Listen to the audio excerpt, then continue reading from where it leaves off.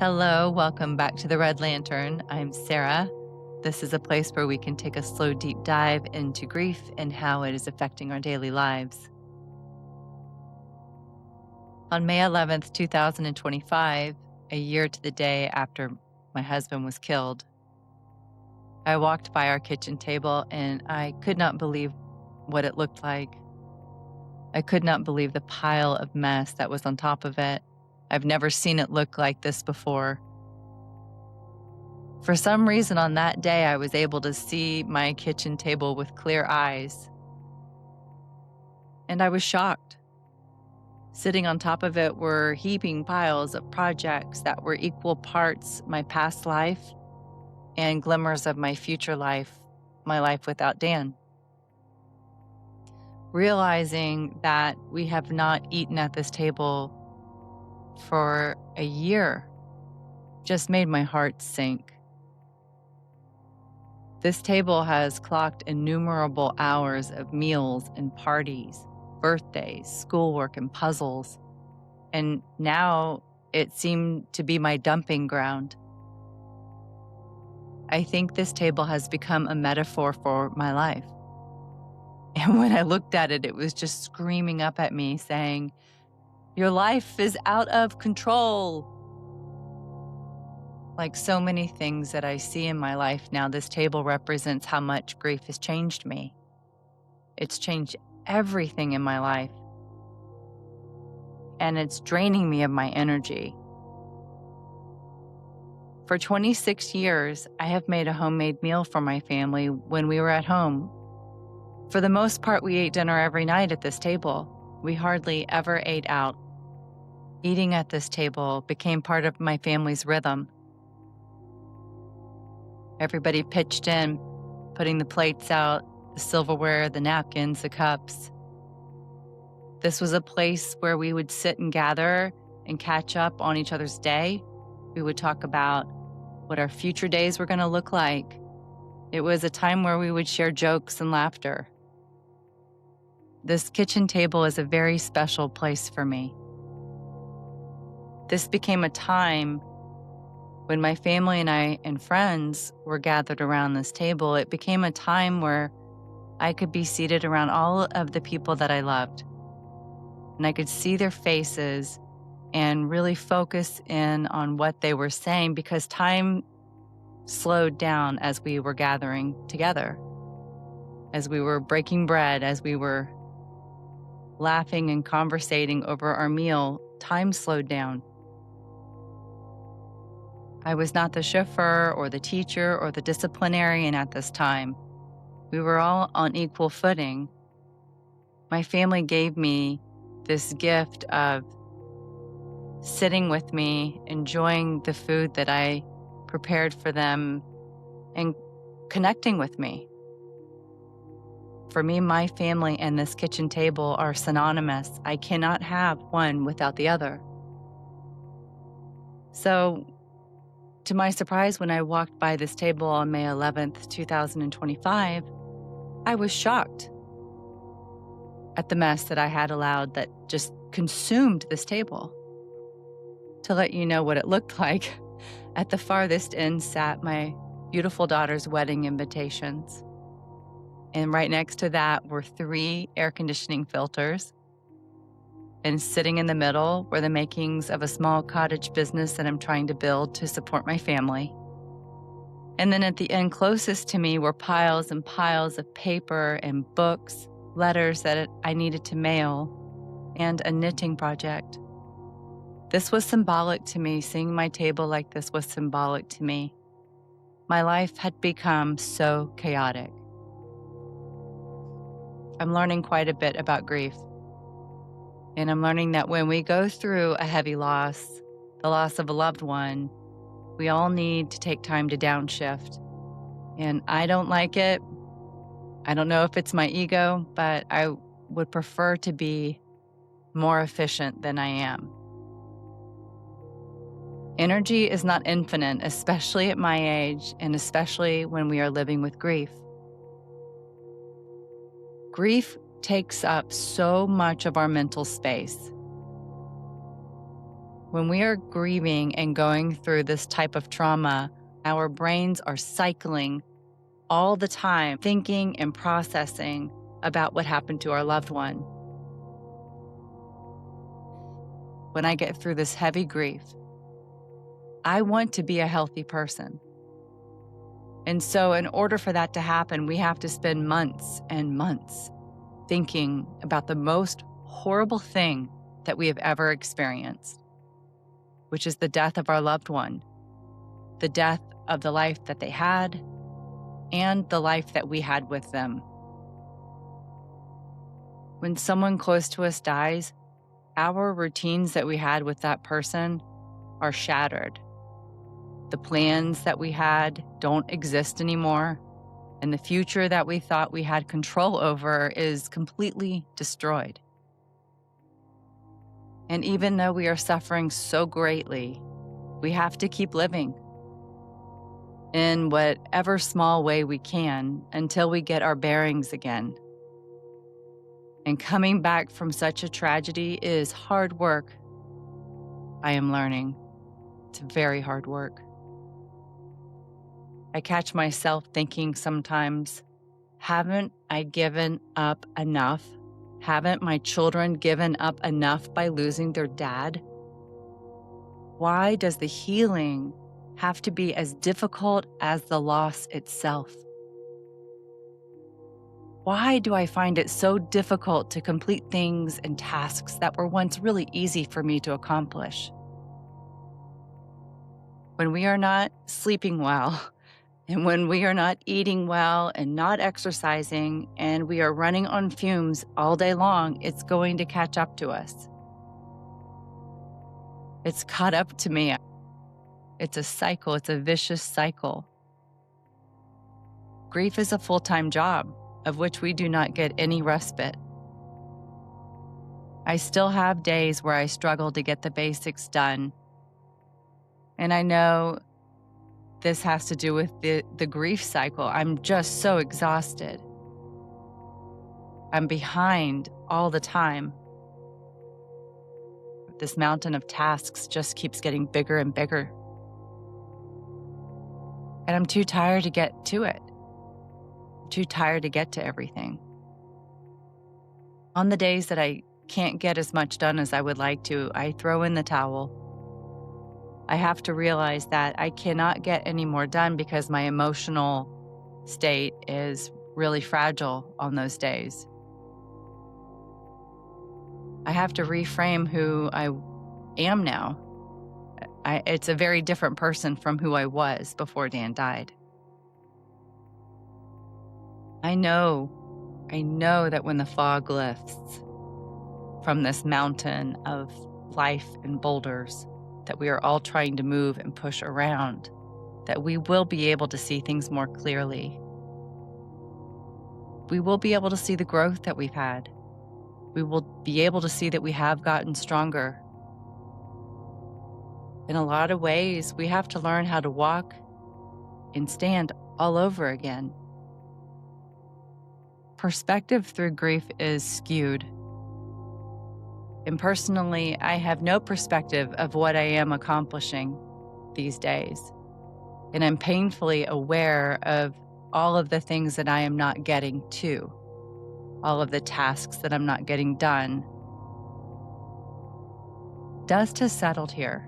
I see that Dan is no longer coming back, and I accept it, even though it hurts. I am still blindsided by our life. This life still does not make any sense to me. And maybe there are some of you out there that feel the same way, that your life has changed so much it just does not make sense to you anymore. I have learned that one of the most traumatic things that we can go through is losing our spouse. It's devastating. We're losing the person that signed up to walk this challenging life with us. We're losing the one person that has been there for all of the highs and all of the lows. And if you have children, you lose your co-parent. And often when you lose a spouse, you lose financial stability. Your world just gets flipped upside down and it's unrecognizable. Regardless of the loss, whether it's a spouse, a child, a parent, a family member, or a friend, there is a huge mental load placed upon those who are grieving. And for a time, the way that we think and remember things is deeply affected. This is yet another thing that grief distorts for us, is the way that we think and process things. I have learned that small and logical things became very unmanageable early on, and that these small things were not logical, and for some reason, everything was big and magnified. Frustration has become a common thread that runs through my entire life now. And I understand that I have to get things done, and I truly want to accomplish things. But when I am in heavy grief, I don't want to be pushed. And I am so tired of being pushed, but I know it's going to continue to happen. And so I have to find ways to manage that stress. Manage the stress of trying to get it all done while I'm grieving. I have a really strong feeling that I am not the mom that I once was. In fact, I know that I am not the mom that I once was. And I wonder if my children get sad because I've changed so much. I'm certainly not the vivacious person that I once was for them. Early in my grief journey, my sister told me that I would have to start editing things out of my life. And I really, really hated to hear this from her. But she was right. And I knew she was right, but I was fighting it. I was fighting. I wanted to keep my life the way it was before Dan died. I was doing everything in my power to keep things as they were for me and for my children. And that's just not sustainable. I've had to pare back a whole lot. But because I have children, I just can't stop living altogether. I've had to tell my kids that they can just choose one extracurricular activity because I can't drive around everywhere. And still, I am driving around everywhere all the time. Again, energy is finite. When we're grieving, we all have to step back and be okay with just existing for a time. I've adopted this expression of just be a jellyfish. You know, they're spineless, they don't fight, they're just blobs, they just go along with the water's currents. And when we're grieving, we have to accept so much while we are being pushed around by our lives that I think being a jellyfish is a really good thing to become. Just go with it. Nothing is going to be perfect. Nothing is going to be like it was. Nothing is going to be like you want it to be anymore, at least for now. We just have to make sure that the really important things in our lives are being taken care of during this time. And then at some point, things have got to fall into place. But we have to be patient because things falling into place is going to take a lot of time, at least for me. And because my life and the lives of my children are not going the way that I want them to, I do feel pretty pathetic most days. Oh my goodness, I feel really pathetic most days. In heavy grief, it's really difficult to see how we are doing, if we have grown any. And because I don't have perspective of my life, because everything seems so out of control and I'm just checking things off the list as I go every day. I don't have a lot of downtime. I don't have leisure time. It just seems that I'm under pressure all the time. And so my perspective is very, very skewed. I'm in survival mode still. And so I have to heavily rely on my family and friends to keep tabs on how I'm doing. They are the ones that are watching me. I know they're watching me. They call and they text and they come over. They check in on me all the time. And I'm aware of this, and sometimes I'm a little sheepishly embarrassed by it, but I'm grateful. They are the ones that are telling me that I am laughing more, that I'm able to joke around more. They see that I'm keeping certain parts of my house more organized. They're reminding me that I am able to help others now. And they're telling me that my old self is still in there, and they're seeing her come back to life. It's now mid-January 2026, and I'd like to say that my kitchen table is cleaned off and ready for us to eat dinner on. But it's not. We've eaten at this dinner table since Dan died less than a dozen times. That's higher than I thought it would be, to be honest. It doesn't have air conditioning filters on it anymore, so that's a really good thing. It's not as messy, it's not in as bad a disarray, but there are plenty of art projects still on it, and it's cluttered, so we don't eat on it still. And I think that I'm not making too much of an effort to clean it off because no matter what, when it does get cleaned off, Dan is not going to be there to sit in his seat. Dan is not going to be there to say to me, "Sarah, that was a delicious meal." He said that after every meal, even if it wasn't the greatest, even if I overcooked something. And he's just not going to be there to say these things to me. My children will not have their dad there to listen to their wonderful stories or to help them solve a difficult math or a science problem.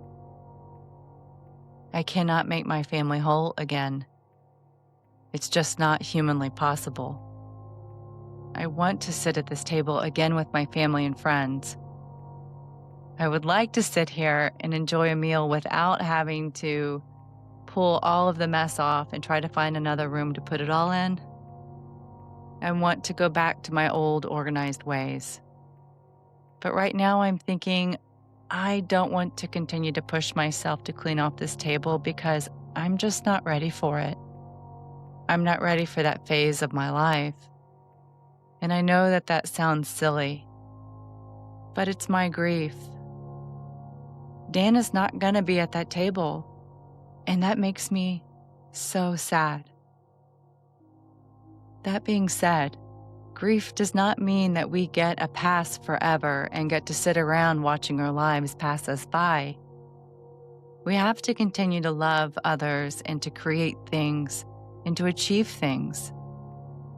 I know that Dan wants me to continue to grow and learn.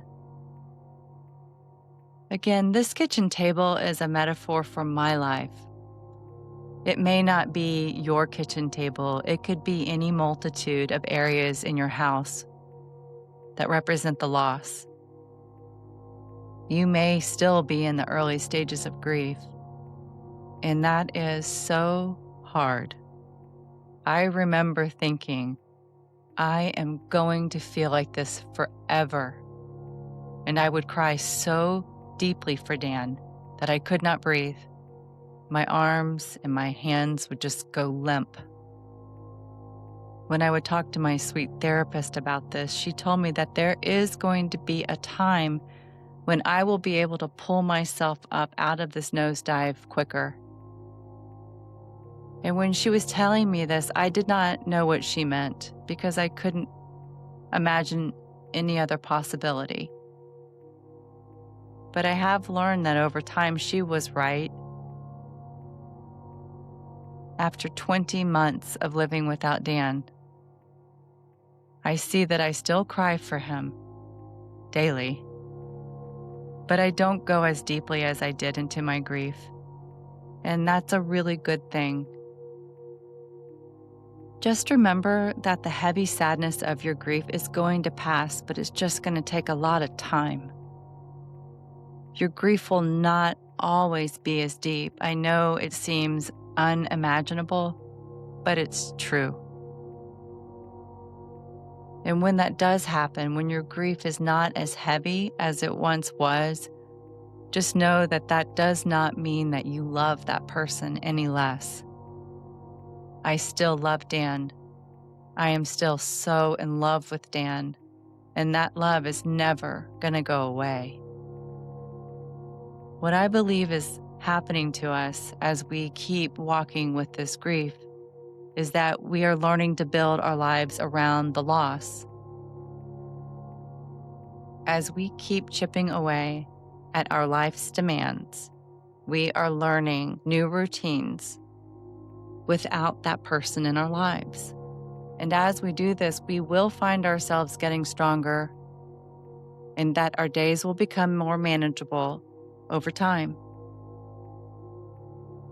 We have to keep moving forward.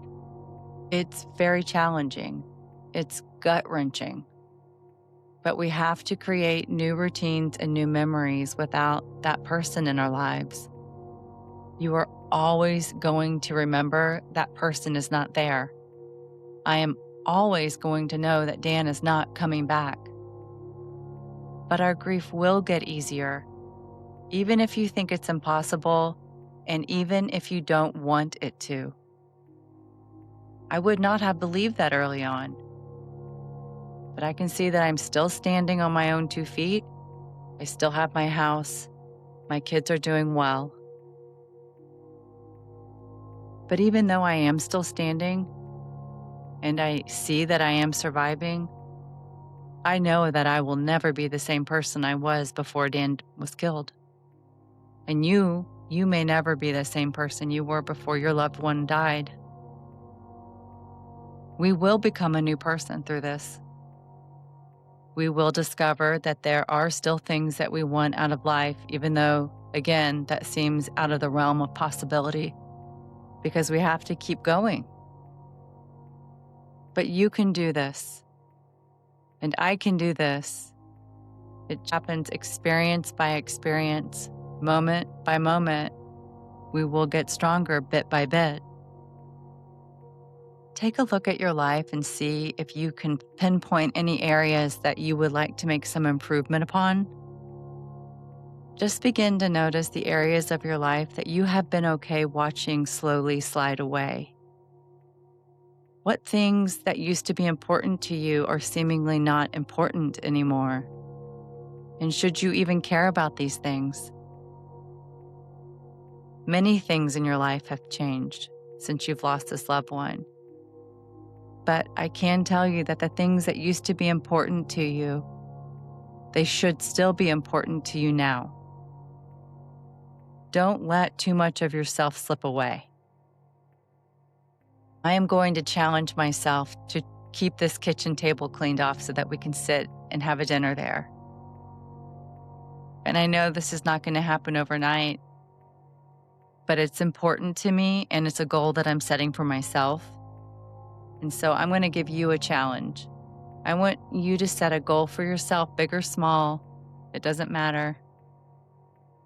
In the early stages of grief, it's too hard to even think about setting goals.